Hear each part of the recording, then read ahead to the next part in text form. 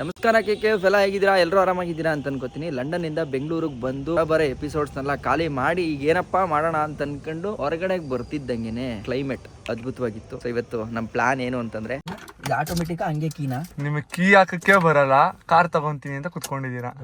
ಎಲ್ಲಾನು ನಂಗೆ ಬರಲ್ಲ ಅನ್ಸ್ಕೊಂಡಿರ್ಬಾರ್ದು, ಏನಾದ್ರು ಒಂದು ಮಾಡ್ಬೇಕು. ನೋಡೋಣ, ಇಷ್ಟು ದಿನ ಬೈಕಲ್ಲಿ ಆಯ್ತು, ಈಗ ಕಾರಲ್ಲೂ ಒಂದು ಆಟ ಮಾಡೋಣ.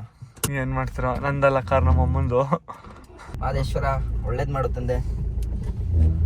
ನಾನು ರೌಡಿನೇ ಬ್ರೋ. ಹಿಂದೆ ಹೋಗ್ತೈತೆ ಸ್ವಾಮಿ.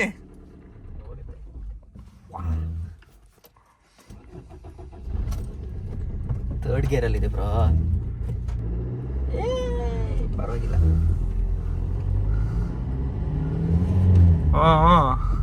ಸ್ಟಾರ್ಟಿಂಗ್ ಅಲ್ವಾ, ಸ್ವಲ್ಪ ಪಿಚ್ ಅಡ್ಜಸ್ಟ್ ಆಗ್ಬೇಕಲ್ಲ. ಪಿಚ್ ಅಡ್ಜಸ್ಟ್ ಆಗ್ಬೇಕು. ನಿಧಾನ ಸಾಕಲ್ಲ ಬ್ರೋ ಇಷ್ಟು ಓಡಿಸಿದ್ರೆ? ಇಷ್ಟು ಓಡಿಸಿದ್ರೆ ಸಾಕು. ನೆಕ್ಸ್ಟ್ ನಿಮ್ನೆ ಕಳಿಸ್ಬೋದು. ಎಲ್ಲಿಗೆ? ನನಗೆ ಮಾತಾಡಕೈತಲ್ಲ. ಅದ್ಯಾಕೆ ಹಂಗೆ ಇಟ್ಕೊಂಡಿದ್ದೀರಾ? ಹೆಂಗೆ ಇದಾ ಸ್ಟೈಲ್ ಬ್ರೋ? ನಮ್ಮ ಊರಲ್ಲಿ ಡ್ರೈವರ್ಗಳೆಲ್ಲ ಇದು ಬಸ್ ಓಡಿಸೋರಲ್ಲ, ಬಸ್ ಓಡಿಸ್ತಿದ್ರಲ್ಲ, ಅವ್ರ ಹಿಂದೆ ಕೂತ್ಕೊತಿದ್ವಿ ಅವಾಗೆಲ್ಲ. ಅದೊಂದು ಸ್ಟೈಲ್, ಅದೊಂದು ಸ್ವ್ಯಾಗು.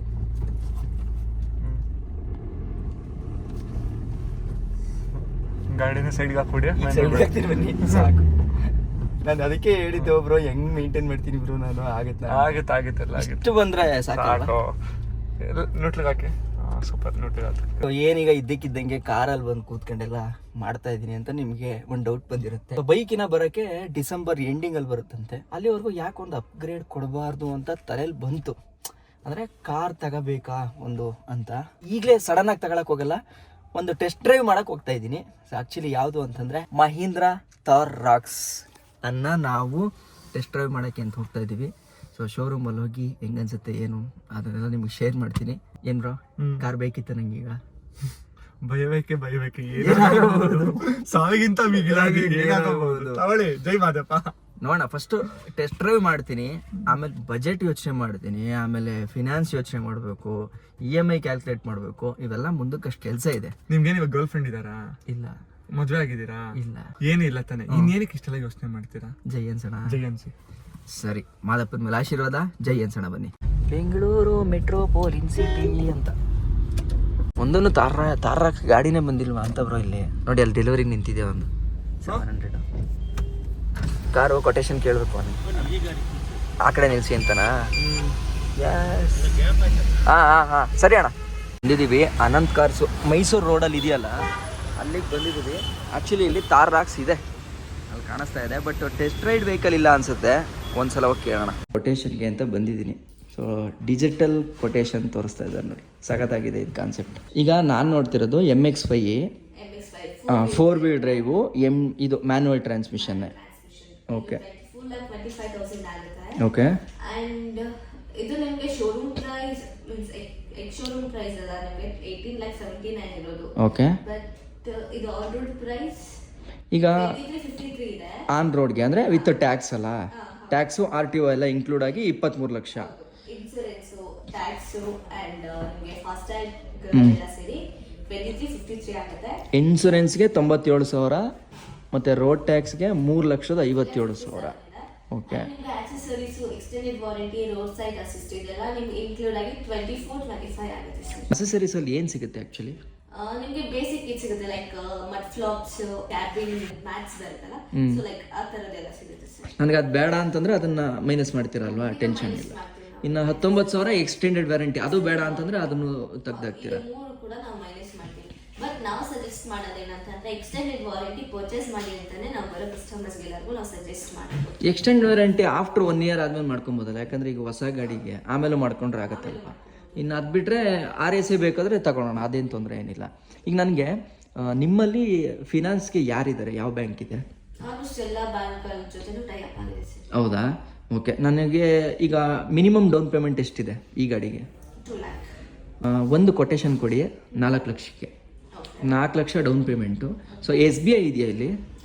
SBI ಇದೆಯಾ? SBIಯಲ್ಲಿ ಒಂದು HDFC ಇದೆಯಾ? HDFC ಆಲ್ಮೋಸ್ಟ್ ಎಲ್ಲ ಬ್ಯಾಂಕ್ಸ್ ಇದೆ ಸರ್. ಸರಿ, 2 HDFC ಮತ್ತು SBIಯಿಂದ 4 ಲಕ್ಷ ಡೌನ್ ಪೇಮೆಂಟ್ಗೆ ಅಸೆಸರೀಸ್ನ ತೆಗೆದುಬಿಡಿ, ಎಕ್ಸ್ಟೆಂಡೆಡ್ ವಾರಂಟಿ ತೆಗೆದುಬಿಡಿ. ಜಸ್ಟ್ RSA ಮಾತ್ರ ಇರಲಿ. 2353 ಇದೆ. ಸೊ 23,50,000 5,000 ಆಗುತ್ತೆ. Okay done. Thank you madam. ನಿಮ್ಮ ಹೆಸರು? Supriya. Okay madam, thank you. So ನೋಡಿ, ಈ ಥರ ತೋರಿಸ್ಬಿಟ್ರೆ ವಿನಯ್ ಬ್ರೋ, ಇದು ಹೆಂಗೈತೆ ಹೇಳಿ, ಈಸಿ ಅಲ್ವಾ ಇದು? ನಮಗೂ ಏನೋ ಡೌಟ್ ಇರಲ್ಲ. ನೋಡಿ, ಈಗ ಈ ತಾರ್ ರಾಕ್ಸಲ್ಲಿ ಇಷ್ಟು ವೇರಿಯಂಟ್ ಇದೆ. ಸೊ ಈ AX7 ಇದೆಯಲ್ಲ, ಅದು ಟಾಪ್ ಮಾಡೋದು. ನಾನು 4x4 ಬೇಕಿತ್ತು. ಯಾಕೆಂತಂದರೆ ನಾನು ಎಲ್ಲಾದರೂ ಹೊರಗಡೆ ಆಫ್ ರೋಡ್ಗೆ ಏನಾದರೂ ಹೋದಾಗ ನನಗೆ ಅದು ಅವಶ್ಯಕತೆ ಇತ್ತು. ಸೊ ಹಂಗಾಗಿ ಇದನ್ನ ಸೆಲೆಕ್ಟ್ ಮಾಡ್ತಿದ್ದೀನಿ ಮೇಡಮ್. ಕಿರಣ್ ಕುಮಾರ್. ಕಿರಣ್ ಕುಮಾರ್ ಜೆ. ಆದರೆ ವೆಯ್ಟಿಂಗ್ ಪೀರಿಯಡ್ ಕೇಳಿದ್ರೆ ಶಾಕ್ ಆಗ್ತೀರಾ. 1 ವರ್ಷ ಹೇಳ್ತಿದ್ರು. ಅಲ್ಲ ಮೇಡಮ್, 1 ವರ್ಷ ಬೇಕೇ ಬೇಕಾ? 1 ವರ್ಷ ಬಂದು ನಿಮಗೆ ಫುಲ್ಲಿ ಟಾಪ್ ಅಂಡ್ ಇರುತ್ತೆ. ಓಕೆ. 1.5 year ಅಷ್ಟೇ ಇರೋದು. ಬಟ್ ನಿಮಗೆ MH500 ಮಿಡ್ ವೇರಿಯಂಟ್ ಎಲ್ಲ ಹೋಗ್ತಿದ್ರೆ 6 months ಸಿಗುತ್ತೆ ವೆಯ್ಟ್. ಓಕೆ, ಅಂದರೆ ಪಾಸಿಬಿಲಿಟಿ ಜಾಸ್ತಿ ಇದೆ ಅಂತ ಹೇಳ್ತೀರಾ. ಅಡ್ವಾನ್ಸ್ ನಾನು ಬುಕ್ ಮಾಡಿದ್ರೆ ವಾಪಸ್ ನನಗೆ ಇಫ್ ಇನ್ ಕೇಸ್ ನಾನು ಏನಾದರೂ ಬುಕ್ಕಿಂಗ್ ಕ್ಯಾನ್ಸಲ್ ಮಾಡಿದೆ ಅಂದ್ಕೊಳ್ಳಿ, ಅಥವಾ ನಾನು ಇಲ್ಲೊಂದು ಕಡೆ ಬುಕ್ ಮಾಡ್ತೀನಿ, ಇನ್ನೊಂದು ಕಡೆ ಬುಕ್ ಮಾಡ್ತೀನಿ, ನನಗೆ ಪ್ರಿಯರ್ ಆಗಿ ಯಾರು ಕೊಡ್ತಾರೋ ಅಲ್ಲಿ ಕಾರ್ನ ತಗೊಂಡಾಗ ಇನ್ನೊಂದು ಕಡೆ ಬುಕ್ ಮಾಡಿರೋದು ಕ್ಯಾನ್ಸಲ್ ಆದರೆ ಫುಲ್ ರಿಫಂಡ್ ಬರುತ್ತಾ? ಫುಲ್ ರಿಫಂಡ್ ಆಗುತ್ತೆ. ಕೆಲವೊಂದು ಬ್ರಾಂಚಸ್ ಅಲ್ಲಿ ಕಡಿಮೆ, ಈವನ್ ನಮ್ಮ ಶೋರೂಮ್ ನಲ್ಲಿ ಕೂಡ ನಿಮಗೆ ಎಷ್ಟು 10% ಡಿಡಕ್ಟ್ ಮಾಡ್ತಾರೆ. ಓಕೆನಾ? ಸೊ ಈಗ ತಾರ್ ರಾಕ್ಸ್ಗೆ ನಿಮಗೆ ಡಿಸೆಂಬರ್ ಎಂಡ್ ವರ್ಗು ಅಮೌಂಟ್ ನಿಮಗೆ ಡಿಡಕ್ಟ್ ಮಾಡ್ತಿಲ್ಲ. ಬಟ್ ಆಫ್ಟರ್ ಜನವರಿಯಿಂದ ಮಾಡ್ತೀರಾ? ಜನವರಿಯಿಂದ. ಎಷ್ಟಿದೆ madam booking amount? 21,000. Okay done. So ಈಗ ಬೇಕು ಅಂದ್ರೆ ನಾನು ಬುಕ್ ಮಾಡ್ಕೋಬಹುದು ಸರ್. ಅಂಡ್ ಏನ್ ಗೊತ್ತಾ, ನಿಮ್ಗೆ ಬುಕ್ ಮಾಡ್ಕೊಂಡ್ರೆ ಈಗ ನಾಳೆನೇ ವೆಹಿಕಲ್ ಬರ್ಬೋದು, ಇಲ್ಲಾಂದ್ರೆ ನಿಮ್ಗೆ ಆಫ್ಟರ್ 3 months ಇಲ್ಲಾಂದ್ರೆ ಆಫ್ಟರ್ 6 months ವೆಹಿಕಲ್ ಬರ್ಬೋದು. ಬಟ್ ನೀವೇನ್ ಬುಕಿಂಗ್ ಮಾಡ್ಕೊಂಡಿರ್ತೀರಾ ಅದಕ್ಕೆ ಫಸ್ಟ್ ಪ್ರಿಯಾರಿಟಿ ಇರುತ್ತೆ. ಓಕೆ. ಅಂಡ್ ಆಮೇಲೆ ಬುಕ್ ಮಾಡ್ಕೊಂಡವ್ರಿಗೆ ಅದು ವೇಟಿಂಗ್ ಇರುತ್ತೆ. ಓಕೆನಾ? ಸೊ ವೆಹಿಕಲ್ ಬೇಗ ಸಿಗೋ ಚಾನ್ಸಸ್ ಕೂಡ ಇರುತ್ತೆ. ಇಫ್ ಇನ್ ಕೇಸ್ ಏನಾದ್ರು ಬೇರೆ ಯಾರಾದ್ರೂ ಬುಕ್ ಮಾಡ್ಕೊಂಡಿರ್ತಾರೆ, ವೆಹಿಕಲ್ ಬಂದಿರುತ್ತೆ, ಅದು ಕ್ಯಾನ್ಸಲ್ ಆಗುತ್ತೆ. ಅದನ್ನ ನಮಗೆ ಡೈವರ್ಟ್ ಮಾಡ್ಕೊಡ್ತೀರಾ? ನಿಮ್ದು ಯಾವ್ದು ಇವಾಗ? 3X ಇನ್ನೊಂದು MX5. ಈಗ ನಾನೇನು ಹೇಳ್ತೀನಿ ಗೊತ್ತಾ, ಒಂದ್ಸಲ ಕೊಟೇಶನ್ ತಗೊಳ್ಳಿ. ನೀವು ತಗೊಂತಿರೋ ಬಿಡ್ತಿರೋ ಸೆಕೆಂಡ್ರಿ. ಕೊಟೇಶನ್ ತಗೊಂಡು ಒಂದು ಐಡಿಯಾನ ನಿಮ್ಮ ತಲೆ ಒಳಗಡೆ ತುಂಬ್ಕೊಳ್ಳಿ. ಈಗ ನೋಡಿ, ಈ ಗಾಡಿನ ಡೈರೆಕ್ಟಾಗಿ ಬಂದು ನೋಡೋವರೆಗೂ ಇಷ್ಟು ಮಜಾ ಇರಲಿಲ್ಲ. ಇದು ನೋಡ್ಮೇಲೆ ಅನ್ನಿಸ್ತೈತೆ ಇಲ್ಲ ಎತ್ತಲೇಬೇಕು ಅಂತ. ಬಟ್ ಬಟ್ ರೆಡ್ ಬೇಡ ಮೇಡಮ್, ತಗೊಂಡ್ರೆ. ಸೊ ನೋಡಿ, ಆನ್ ರೋಡು 2,53,000, 23 ಲಕ್ಷ. ಸಾರಿ, ನಾನಿನ್ನು ಬೈಕ್ ಲೆವೆಲಲ್ಲೇ ಇದ್ದೀನಿ. 2 ಲಕ್ಷ ಅಂತ. ಯಾವ 2 ಲಕ್ಷ? 23 ಲಕ್ಷ. ಓಕೆ, ಬಂದು ನಿಮಗೆ 19,53,000 ಬರುತ್ತೆ. ಅಂದರೆ 4 ಲಕ್ಷ ಡೌನ್ ಪೇಮೆಂಟ್ ಹೋಗಿ. Down payment. ಓಕೆ. 5 ವರ್ಷಕ್ಕಾದ್ರೆ 41,304 ರೂಪಾಯಿ EMI ಬರುತ್ತೆ ತಿಂಗಳಿಗೆ. ಓಕೆ. ಅದೇ 7 ವರ್ಷಕ್ಕಾದ್ರೆ 32,221 ರೂಪಾಯಿ EMI ಬರುತ್ತೆ. Okay. National bank. Okay. SBI ಮತ್ತೆ ಇನ್ಯಾವ ಬ್ಯಾಂಕು? ಅದರಲ್ಲೂ SBI ಬಿಟ್ಟು HDFC ಸಹ ಇದೆ. ಅದರಲ್ಲಿ ನಿಮಗೆ part payment pre closure after 1 year ಇರುತ್ತೆ, ಆಫ್ಟರ್ 6 months ಇದೆ. ಡಿಪೆಂಡ್ ಆನ್ ಪಾರ್ಟ್ ಪೇಮೆಂಟ್ ಮೇಲೆ ಚಾರ್ಜಸ್ ಇರುತ್ತೆ. Part payment pre close charges. National bank ಅಂದ್ರೆ ನಿಮಗೆ ಚಾರ್ಜಸ್ ಇರಲ್ಲ. ಓಕೆ. ಎನಿ ಟೈಮ್ ನೀವು ಕ್ಲೋಸ್ ಮಾಡ್ಬೋದು, ಎನಿ ಟೈಮ್ ಪಾರ್ಟ್ ಪೇಮೆಂಟ್ ಮಾಡ್ಬೋದು, ಮಿಡಲ್ ಅಲ್ಲಿ ಎಷ್ಟಾದ್ರೂ ಪಾರ್ಟ್ ಪೇಮೆಂಟ್ ಮಾಡ್ಬೋದು. No charges, no hidden charges also. ಏನು ಇರೋದಿಲ್ಲ. ಸೊ ಈಗ ನಾನು ನ್ಯಾಷನಲ್ ಬ್ಯಾಂಕಲ್ಲಿ ನನಗೆ ಲೋನ್ ಅಪ್ರೂವ್ ಆಗಬೇಕು ಅಂತಂದ್ರೆ ಏನು ಕ್ರಿಟೀರಿಯಾ ಮೀಟ್ ಆಗಬೇಕು? ಅಂದ್ರೆ ನಿಮ್ದು ಇನ್ಕಮ್ ನೋಡ್ತಾರೆ ಸರ್, ರಿಟರ್ನ್ ನೋಡ್ತಾರೆ, ಸಿಬಿಲ್ ನೋಡ್ತಾರೆ, ಅದಕ್ಕೆ ಮ್ಯಾಚ್ ಆಗೋ ಥರ ನಿಮ್ಗೆ ಮಾಡ್ಕೊಡ್ತಾರಲ್ಲ, ಆಗುತ್ತೆ. ಓಕೆ. ಈಗ ನೀವೀಗ ನನಗೆ ಇದು ಹಾಕಿರೋದು SBI. ಇಫ್ ಇನ್ ಕೇಸ್ ನಾನು ನ್ಯಾಷನಲ್ ಬ್ಯಾಂಕಲ್ಲಿ ತೊಗೊಂಡ್ರೆ ಇಷ್ಟ ಆಗುತ್ತೆ ಅಂತ. ಇಫ್ ಇನ್ ಕೇಸ್ ನಾನು MNC ಬ್ಯಾಂಕಲ್ಲಿ ತೊಗೊಂಡ್ರೆ ಎಷ್ಟಾಗುತ್ತೆ? MNC ಬ್ಯಾಂಕ್ ಅಂದ್ರೆ ಡಿಫ್ರೆನ್ಸ್ ಏನಿಲ್ಲ ಸರ್, 1.5 ಡಿಫ್ರೆನ್ಸ್ ಇರುತ್ತೆ. ನೀವು ಅದಕ್ಕೂ ಇದಕ್ಕೂ ಡಿಫ್ರೆನ್ಸ್ ಅಂದ್ರೆ EMI calculator. EMI calculator. But exact ಇಷ್ಟೇ ಬರಲ್ಲ ಅಲ್ವಾ? ಡಿಫ್ರೆನ್ಸ್ ಆಗುತ್ತೆ. ಒಂದು ಅಪ್ರಾಕ್ಸಿಮೇಟ್ ಕೊಟ್ಟಿರ್ತೀವಿ ಅಷ್ಟೇ ಸರ್. ಡಿಪೆಂಡ್ ಆನ್ ಸಿಬಿಲ್ ಇರುತ್ತಲ್ಲ, ಅದ್ರ ಮೇಲೆ ಡಿಪೆಂಡ್ ಆಗುತ್ತೆ. ನಾವು ಈ ಕೊಡೋದು ಜಸ್ಟ್ ಎಕ್ಸಾಂಪಲ್ ಒಂದು ಸಿಬಿಲ್ ಅಲ್ಲಿ ಏನು ಜಸ್ಟ್ ರೇಟ್ ಆಫ್ ಇಂಟ್ರೆಸ್ಟ್ ಅಷ್ಟೇ ಅಲ್ವಾ? ರೇಟ್ ಆಫ್ ಇಂಟ್ರೆಸ್ಟ್ ನೋಡ್ತಾರೆ, ಅಲ್ಲಿ ಯಾವ್ದೇ ಲೋನ್ ಇದೆ ನೋಡ್ತಾರೆ, ರೀಪೇಮೆಂಟ್ ಅಲ್ಲೂ ಗೊತ್ತಾಗುತ್ತೆ ನಿಮ್ಗೆ, ಡಿಲೇ ಡೇಸ್ ಗೊತ್ತಾಗುತ್ತೆ, ಡಿಲೇ ಪೇಮೆಂಟ್ ಏನಾಗಿದೆಯಾ, ಓಡಿ ಆಗಿದೆಯಾ, ಎಷ್ಟು ಕ್ರೆಡಿಟ್ ಕಾರ್ಡ್ ಇದೆ, ಯಾವ್ದಾದ್ರು ಲೋನ್ ಹೋಗ್ತಿದೆಯಾ, ಎಷ್ಟು EMI ಹೋಗ್ತಿದೆ ಅದರಲ್ಲಿ, ಅದೆಲ್ಲ ನೋಡ್ತಾರೆ ಅದರೊಳಗೆ. ಓಕೆ. ಅದರಿಂದ ಎಲಿಜಿಬಿಲಿಟಿ ಎಷ್ಟು ಬರುತ್ತೆ, ಬೇರೆ ಯಾವ್ದಾದ್ರು ಲೋನ್ ಹೋಗ್ತಿದ್ದು ಈ ಲೋನ್ ಮ್ಯಾಚ್ ಆಗುತ್ತಾ, IT ರಿಟರ್ನ್ ಎಷ್ಟು ಫೈಲ್ ಮಾಡಿದ್ದಾರೆ. ಎಕ್ಸಾಂಪಲ್ ಒಂದು 6 ಲಕ್ಷ 7 ಲಕ್ಷ IT ಫೈಲ್ ಮಾಡಿರ್ತಾರೆ, ಒಂದು 30,000 ಆಲ್ರೆಡಿ EMI ಹೋಗ್ತಿದೆ. ಅವಾಗ ನ್ಯಾಷನಲ್ ಬ್ಯಾಂಕಲ್ಲಿ ಅಪ್ರೂವಲ್ ಬರಲ್ಲ, ಅವಾಗ MNC ಬ್ಯಾಂಕಲ್ಲೇ ಮಾಡಬೇಕು, ಲೈಕ್ HDFC ಬ್ಯಾಂಕಲ್ಲೇ ಮಾಡಬೇಕು. ಲೋನ್ ಅಪ್ರೂವ್ ಆಗಿ ಎಷ್ಟು ದಿನ ತಗೊಳುತ್ತೆ? 2 days ಅಲ್ಲಿ ಆಗೋಗುತ್ತೆ ಸರ್. SBI ನ್ಯಾಷನಲ್ ಆದ್ರೂ ಯಾವುದೇ ಆಗಲಿ 2 ದಿನದಲ್ಲಿ ಮಾಡ್ಕೊಡ್ತೀವಿ. Okay done. ಈಗ ನಮ್ಮ ವಿನಯ್ ಬ್ರೋ ನೋಡ್ತಾ ಇರೋ ಕಾರ್ ಯಾವುದು ಅಂತಂದರೆ ಇದು ಯಾವುದು ಬ್ರೋ? ಇದು ಮಹೀಂದ್ರ 3XO. ಎಷ್ಟು ಬೀಳುತ್ತಿದ್ದು? 16 ಲಕ್ಷ. ನಾವು ಈ ಕಡೆ ಇದನ್ನು ನೋಡ್ತಾ ಇದ್ದೀವಿ, ಇದು 23 ಲಕ್ಷ. 16ಕ್ಕೂ 23ಕ್ಕೂ ಎಷ್ಟು ಬ್ರೋ ಆಯಿತು ಅಲ್ಲಿಗೆ? ಹೆಚ್ಚು ಕಡಿಮೆ 7 ಲಕ್ಷ. ಶಿವನೇ ಶಂಭುಲಿಂಗ. ಈ ಫೀಲ್ ಇದೆ ಗೊತ್ತಾ, ಈ ಸ್ಟೇರಿಂಗ್ ಫೀಲು, ಇದು ಡೈಲಿ ನಾನು ವೀಡಿಯೋಸ್ನ ನೋಡ್ತಾ ಯಾವಾಗಪ್ಪ ಈ ಕಾರಲ್ಲಿ ಬಂದು ಹತ್ತೀನಿ ಅಂತ ಅನ್ನಿಸ್ತಾ ಇತ್ತು. ಬಟ್ ಈಗ ಏನು ಅನ್ನಿಸ್ತಿದೆ ಅಂತಂದರೆ ಇದನ್ನು ಯಾವಾಗ ತಗೋತೀನಿ ಅನ್ನೋ ಫೀಲ್ ಆಗ್ತಿದೆ. ಮಜಾ ಏನು ಗೊತ್ತಾ, ನಾನು ಯಾವುದಾದ್ರೂ ಒಂದು ವಸ್ತುನ ತಗೋಬೇಕು ಅಂತಂದರೆ ಬೆಳಗ್ಗೆ ಎದ್ದ ತಕ್ಷಣ ಅದನ್ನೇ ನೋಡ್ತೀನಿ, ಮತ್ತು ರಾತ್ರಿ ಮಲ್ಕೊಳ್ಳೋಕ್ಕಿಂತ ಮುಂಚೆ ಅದನ್ನೇ ನೋಡ್ತೀನಿ. ಅಂದರೆ ಈ ಕಾರನ್ನು ಈ ವೀಡಿಯೋಸ್ಗಳಲ್ಲೆಲ್ಲ ಕ್ಲೀನಾಗಿ ನೋಡ್ತಾ ಇದ್ದೆ. ಓಕೆ, ಹೆಂಗೆ ಯಾವ ಥರ ಇದ್ರದ್ದು ಸ್ಪೆಸಿಫಿಕೇಶನ್ಸ್ ಎಲ್ಲ ಇದೆ ಅಂತ. ಆ ಲೆವೆಲಲ್ಲಿ ಇದೇ ಫಸ್ಟು ಅನಿಸುತ್ತೆ ಒಳಗಡೆ ಎಲ್ಲ ಬಂದು ಕೂತಿದ್ದು. ಎಷ್ಟು ಬೇಗ ಈ ಕಾರ್ನ ತಗೋತೀನಿ ಅಂತ ಫೀಲ್ ಆಯ್ತಿದೆ. ಬಟ್ ಭಯ ಏನು ಅಂತಂದರೆ 30,000 ಒಂದು ತಿಂಗಳಿಗೆ, ಅದು ಭಯ ಆಯ್ತಾ ಇರುತ್ತೆ. ಇದು ಬಂದು 4x4 ಅಲ್ಲ, 2 ವೀಲ್ ಡ್ರೈವು. ಸೊ ಇಲ್ಲಿ 4x4 ಆದರೆ ಇಲ್ಲಿ 4x4 ಸ್ಟಿಕ್ಕರ್ ಇರುತ್ತೆ.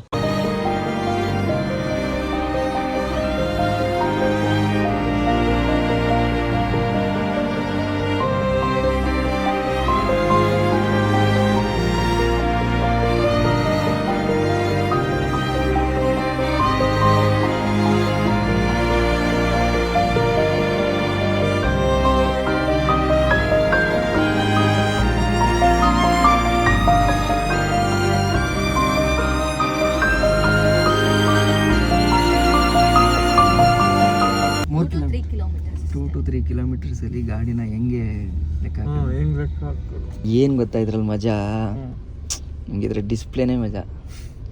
ಅಲ್ಲಿ ನೋಡಿ ಬ್ರೋ, ಅದು ಸ್ಟೇರಿಂಗ್ ವೀಲ್ ನೋಡಿ ಬ್ರೋ, 700 ಏನಿದೆಯೋ ಸೇಮ್ ಅದೇ ಪ್ಯಾಟರ್ನು, ಅಡ್ಜಸ್ಟಬಲ್ ಸ್ಟೇರಿಂಗು. ಲಕ್ಸುರಿ ಇದೆಯಲ್ಲ ಇದು. ನೀವು ಇದ್ರೆ ರ್ಯಾಂಗ್ಲರಲ್ಲಿ ಹೋಗ್ತೀನಿ ಅಂತಂದರೆ ಎಷ್ಟದು 30-40 ಲಕ್ಷ ಇದೆ. ಜಸ್ಟ್ ಡ್ರೈವ್ಗೆ ಹಾಕಿ ಬಿಟ್ಬಿಡಿ ಅಷ್ಟೇ. ಬ್ಲೈಂಡ್ ವ್ಯೂ ಮಾನಿಟರ್ ಕೂಡ ಬರುತ್ತೆ ಸರ್, ಡಿಜಿಟಲ್ ಕ್ಲಸ್ಟರ್ ಅಲ್ಲಿ ಬರುತ್ತೆ. ಒಂದು ಡೌಟು, ಇವಾಗ ಈ ಕಾರ್ನ ಏನು ಮಾಡ್ತೀರಾ? ಟೆಸ್ಟ್ ಡ್ರೈವ್ಗೆ ಇರುತ್ತೆ. ಒಂದು ವರ್ಷ ಆದಮೇಲೆ ಕಡಿಮೆ ಬೆಲೆಗೆ ಮಾರ್ತಾರೆ. ಸೊ ಆವಾಗ ಹೊಸ ರಿಜಿಸ್ಟ್ರೇಷನ್ನು ಯಾರು ತಗೋತಾರೋ ಅವ್ರ ಹೆಸರಿಗೆ ಹೋಗುತ್ತೆ, ಅಂದರೆ ಶೋರೂಮ್ ಥ್ರೂ ಅವ್ರಿಗೆ ಹೋಗುತ್ತೆ. ನೆಕ್ಸ್ಟ್ ಸೆಕೆಂಡ್ ಓನರ್ ಆಗ್ತಾರೆ ಅವರು. 360 ತಗೊಂಡ್ರೆ ಇದು ಅಡ್ವಾಂಟೇಜು. ಸೊ ನೋಡಿ, ಕಾರು ಯಾವ ಇದ್ರಲ್ಲಿ ಹೋಗ್ತಿದೆ ಅಂತಲೂ ಗೊತ್ತಾಗುತ್ತೆ. ಇಲ್ಲಿ ನೋಡಿದ್ರಾ, ಹುಷಾರು, ಆಟೋಮೆಟಿಕ್ಕು ಸೈನ್ ಬರ್ಸ್ಕೊಂಡವ್ರೆ ಅವರು, ಸೈನ್ ಬರ್ಸ್ಕೊಂಡವ್ರೆ ಮೇಲೆ. ಚೆನ್ನಾಗಿದೆ. ಇನಿಷಿಯಲ್ ನೋಡಿ ಹೆಂಗ್ ಕೀಳುತ್ತೆ ಅಂತ. ಅಲ್ಲೆಲ್ಲರೂ ಒಂದು ಸ್ವಲ್ಪ ಜಾಗ ಸಿಕ್ಕರು ಒಂದು ಸ್ವಲ್ಪ ಪ್ರೆಸ್ ಮಾಡಿ.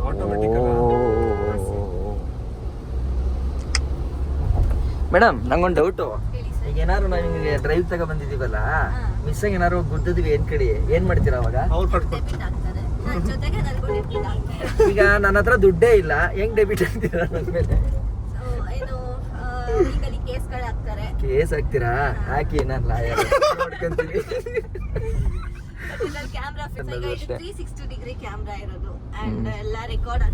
ಈ ಮೇಡಮ್ ಸುಮ್ಮನೆ ಇರಿ ಮೇಡಮ್, ಇದಕ್ಕೆ 360 ನಮ್ಗೇನು ರೆಕಾರ್ಡ್ ಆಗಲ್ಲ, ಅದು ಹೊರಗಡೆ. ಕಾರ್ ತಗೊಳಕ್ ಬಂದಿರೋ ನಾನು, ಓಡಿಸ್ ನೋಡ್ತಿರೋ ನಾನು ತಗೊಂತಿದ್ದೀನಿ ತಾನೆ, ಆದ್ರೆ ನಾನು ಇದನ್ನ ತಗೊಂತಾ ಇಲ್ಲ ಅಷ್ಟೇ. ನೋಡ, ಇದು ಅಲ್ಲಿ ಬುಕ್ ಮಾಡ್ಬಿಟ್ಟು ಅಲ್ಲಿ ಓಡಿಸೋಣ. ನಾನು ಹೆಂಗಿದ್ರು ಹೊರಗಡೆ ಓಡಿಸ್ತೀನಲ್ಲ, ಹೈವೇಲಿ ನಡೆಯುತ್ತೆ. ಆ್ಯಕ್ಚುಲಿ ವೈಟ್ ಕಾರಲ್ಲಿ ನಾವೀಗ ಟೆಸ್ಟ್ ಡ್ರೈವ್ ಮಾಡಿಸ್ಕೊಂಡ್ಬಂದೆ. ಟೆಸ್ಟ್ ಡ್ರೈವ್ ಮಾಡಲಿಲ್ಲ, ಮಾಡಿಸಿದ್ದೆ ಅವ್ರ ಹತ್ರ, ರಿಸ್ಕಿಯಾಗಿ ತಗೊಳ್ಳೋದು ಅಂತ. ವೈಟ್ ಕಲರು ನಾವು ವೀಡಿಯೋಗಳೆಲ್ಲ ನೋಡಬೇಕಾದ್ರೆ ತುಂಬ ಏನೋ ವಿಯರ್ಡ್ ಏನೋ ಅನ್ನೋ ಥರ ಅನಿಸುತ್ತೆ. ಅಂದರೆ ನನಗೆ ಅಡ್ಜಸ್ಟ್ ಆಗಲ್ಲ ಗುರು ಈ ಕಲರು ಅಂತ. ಬಟ್ ಡೈರೆಕ್ಟಾಗಿ ನೋಡಿದ್ರೆ ವೈಟು ಪ್ಲೆಸೆಂಟ್ ಆಗಿದೆ ಗುರು ಕಲರು. ನೋಡಿ, ಇದು AX7L, ಬಟ್ 2 ವೀಲ್ ಡ್ರೈವು, ಅಂದರೆ 4x4 ಅಲ್ಲ. ಇಲ್ಲಿ ನೋಡಿ, ಇಲ್ಲಿ ಕ್ಯಾಮ್ರಾ ಬರುತ್ತೆ, ಮತ್ತು 360 ರೆಕಾರ್ಡ್ ಆಗುತ್ತೆ ಇದರಲ್ಲಿ, ಮತ್ತು 360 ಮಾನಿಟ್ರ್ ಇದೆ. ಆಮೇಲೆ ಎಲ್ಲವೂ ಕೂಡ ನೋಡಿ, ಇಲ್ಲೂ ಕ್ಯಾಮ್ರಾ ಇದೆ. ಸೆಲ್ಫಾಗಿ ಗಾಡಿನ ಕಂಟ್ರೋಲ್ ಮಾಡೋದು ಅವೆಲ್ಲನೂ ಮಾಡುತ್ತೆ. ಸೊ ನೋಡೋಣ. ಒಂದು ಟೆಸ್ಟ್ ರೈಡನ್ನು ನಾನು ಸಿಟಿಯಿಂದ ಹೊರಗಡೆ ಮಾಡ್ತೀನಿ, ಯಾಕಂದ್ರೆ ನನಗೆ ಕಾರನ್ನು ಸಿಟಿನಲ್ಲಿ ಅಷ್ಟು ಓಡಿಸೋ ಅಭ್ಯಾಸ ಇಲ್ಲ. ಹಂಗಾಗಿ ಇಲ್ಲಿ ಹೋಮ್ ಕಾರ್ ಟೆಸ್ಟ್ ಡ್ರೈವ್ ಅದಾದರೆ ಅದನ್ನು ಟ್ರೈ ಮಾಡಿ ಒಂದ್ಸಲ ಎಕ್ಸ್ಪೀರಿಯನ್ಸ್ ಮಾಡ್ತೀನಿ. ನೋಡಿದ್ರಲ್ಲ, ಇದಿಷ್ಟು ಈ ಕಾರ್ ಬಗ್ಗೆ ನಾವು ಹೋಗಿ ಟೆಸ್ಟ್ ರೈಡ್ ಮಾಡಬೇಕಾದ್ರೆ ಆದಂಥ ಎಕ್ಸ್ಪೀರಿಯನ್ಸು. ಕಾರ್ ಇವಾಗ ಸಿಗಬೇಕು ಅಂತಂದರೆ 1 ವರ್ಷ ಹೇಳ್ತಾ ಇದ್ದಾರೆ ವೆಯ್ಟಿಂಗ್ ಪೀರಿಯಡು. ಸೊ ಅಲ್ಲಿವರೆಗೂ ಕಾಯಕ್ಕಾಗತ್ತಾ ಇಲ್ವಾ ಗೊತ್ತಿಲ್ಲ. ಇದೇನು ಫೈನಲ್ಲೇ ಏನಲ್ಲ, ಒಂದು ತಲೆಯಲ್ಲಿ ಒಂದು ಬಂದಿದೆ, ಓಕೆ ಒಂದು ತಗೊಂಡು ಮಾಡೋಣ ಅಂತ. ಇಷ್ಟು ದಿನ ಹೆಂಗೆ ಬೈಕಲ್ಲಿ ಎಲ್ಲ ಸುತ್ತಾಡೋದ್ನೋ ಆ ಥರ ಇನ್ನು ಮುಂದೆ ಕಾರಲ್ಲಿ ಡ್ರೈವ್ ಮಾಡ್ತಾ, ಇಷ್ಟು ದಿನ ರೈಡ್ ಅಂತ ಹೇಳ್ತಿದ್ನಲ್ಲ, ಆ ಥರ ಡ್ರೈವ್ ಮಾಡ್ತಾ ಎಕ್ಸ್ಪ್ಲೋರ್ ಮಾಡ್ಕೊಂಡು ಹೋಗೋಣ ಅಂತ ಒಂದು ಥಾಟ್ ಬಂದಿದೆ. ಯಾಕಂದರೆ ಈ ಲಂಡನ್ ರೈಡಲ್ಲೆಲ್ಲ ನೋಡಿದ್ನಲ್ಲ, ಕಾರು ಒಂದು ಲೆವೆಲ್ ಕಂಫರ್ಟಬಲ್ ಸಿಗುತ್ತೆ, ಜೊತೆಗೆ ಅದನ್ನ ಕಂಟೆಂಟ್ ಇನ್ನೂ ಚೆನ್ನಾಗಿ ಕೊಡ್ಬೋದು. ಮೇ ಬಿ ನನ್ನ ಚಾನಲ್ಗಿದು ಇನ್ ಕೇಸ್ ಕಾರ್ ತಗೊಂಡ್ರೆ ಅದೇನು ಮುಂದೆ ವರ್ಷ ಅದ್ರ ಬೆಲೆ ಕಡಿಮೆನೇ ಆಗುತ್ತೆ. ಬಟ್ ನಂತರ ಯೂಟ್ಯೂಬ್ ಚಾನಲ್ ಇರೋರಿಗೆ ಅದೊಂದು ಇನ್ವೆಸ್ಟ್ಮೆಂಟು. ಅದರಿಂದ ಇನ್ನೂ ಕಂಟೆಂಟ್ನ ಎಕ್ಸ್ಟ್ರಾಕ್ಟ್ ಮಾಡಿ ಇನ್ನೂ ಬೇರೆ ಲೆವೆಲ್ಗೆ, ಎಷ್ಟು ದಿನ ಬೈಕಲ್ಲಿ ನೋಡ್ತಿದ್ರಲ್ಲ ಇನ್ಮೇಲೆ ಕಾರಲ್ಲಿ ಮಾಡಿ ಒಳ್ಳೊಳ್ಳೆ ಕಂಟೆಂಟ್ನ ಎಕ್ಸ್ಟ್ರಾಕ್ಟ್ ಮಾಡ್ಬೋದು ಅಂತ ನಾನು ಅನ್ಕೊಂಡಿದ್ದೀನಿ. ನೋಡೋಣ ದೇವ್ರ ದಯೆ ಹೆಂಗಾಗತ್ತೆ ಅಂತ. ಸೊ ನೆಕ್ಸ್ಟ್ ವೀಡಿಯೋದಲ್ಲಿ ಏನಾಯಿತು ಕಾರ್ದು ಅನ್ನೋ ಅಪ್ಡೇಟನ್ನು ನಾನು ನಿಮಗೆ ಕೊಡ್ತೀನಿ. ಇಷ್ಟ ಹೇಳ್ತಾ ನಾನು ನಿಮ್ಮ ಕಿತ್ತಡಿ ಕಿರಣ್. ಜೈ ಹಿಂದ್, ಜೈ ಕರ್ನಾಟಕ. ಮತ್ತೆ